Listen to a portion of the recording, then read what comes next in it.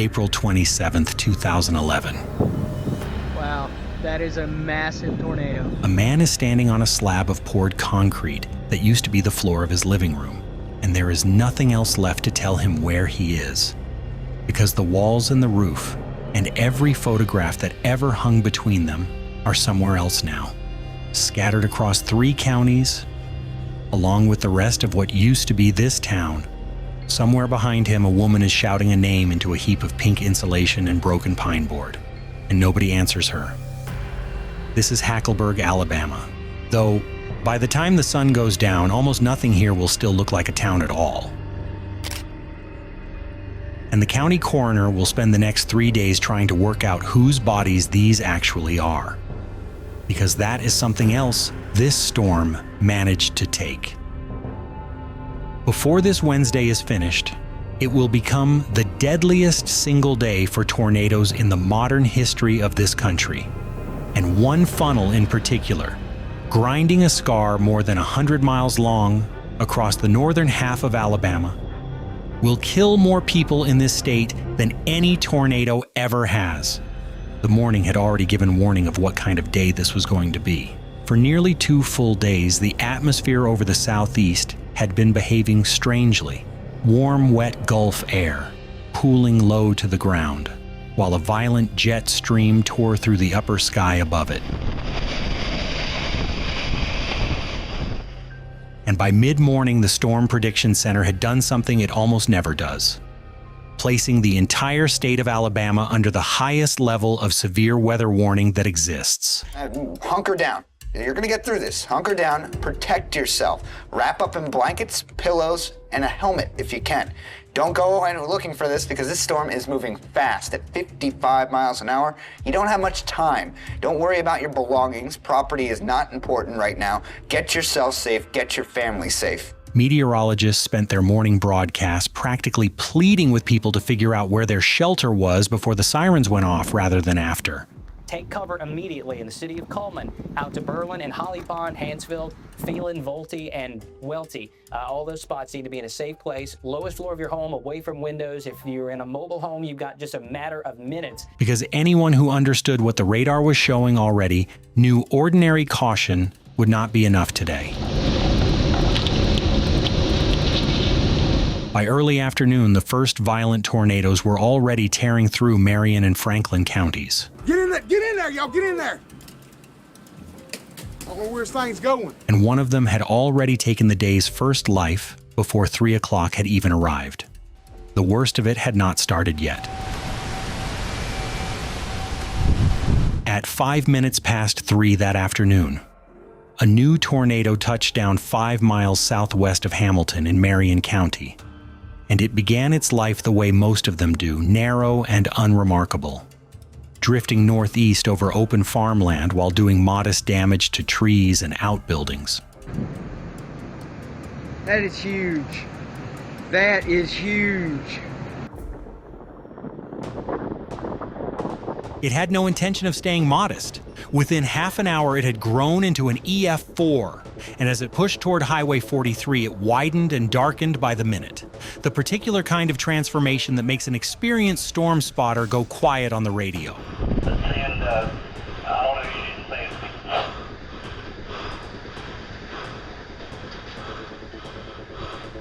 In Hackleburg, a young woman named Tabitha Kelly Harper begged her fiancé, Chris Dunn, to come down into the shelter with her. And he told her he wasn't afraid, that he would ride it out upstairs because there is a version of a person who has lived through enough ordinary Alabama summers to believe fear is optional. Tabitha survived in the ground beneath their home, while everything above her was erased. When she finally climbed out, there was no house left to climb out of. They found Chris 200 yards away, near the creek. Their dog somehow was found alive, sitting in a tree. By the time the tornado reached the center of Hackleburg, it had strengthened again, this time into a full EF5, winds estimated near 210 miles an hour, tearing through a town that had never seen anything close to this before. Both the high school and the elementary school were reduced to wreckage that no longer resembled buildings.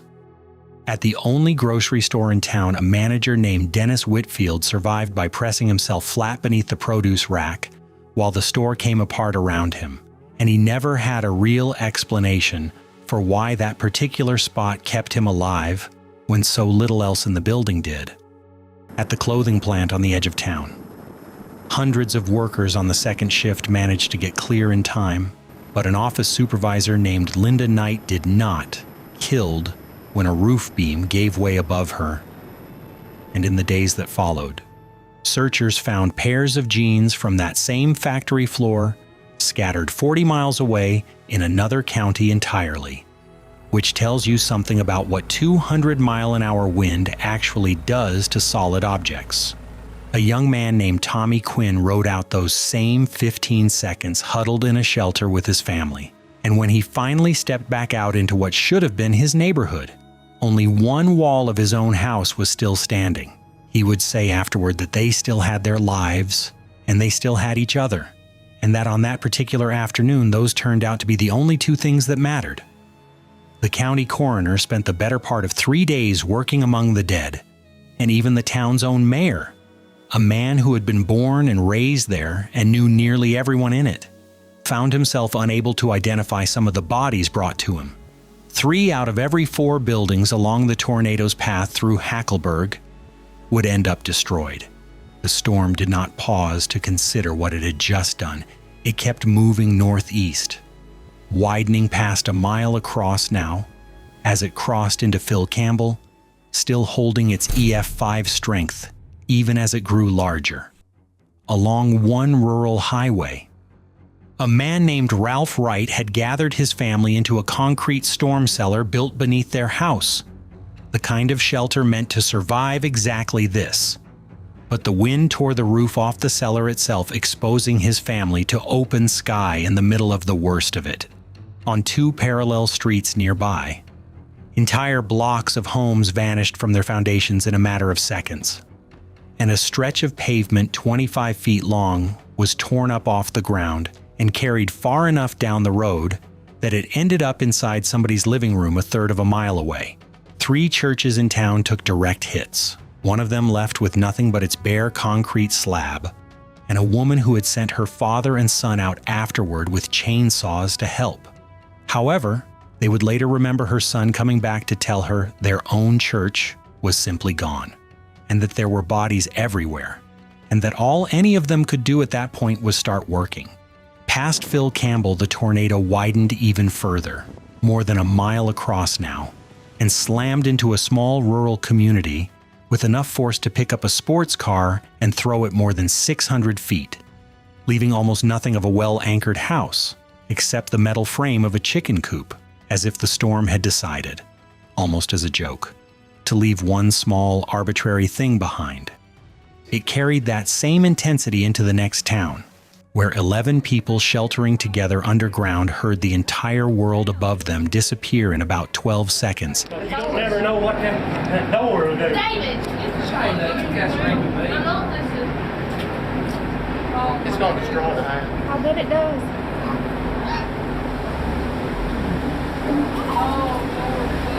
And lived only because the concrete walls and steel door above them refused to give way. A local meteorologist had understood exactly how dangerous this day was going to be, and that morning he had sent his own wife to her parents' house while he stayed behind to work.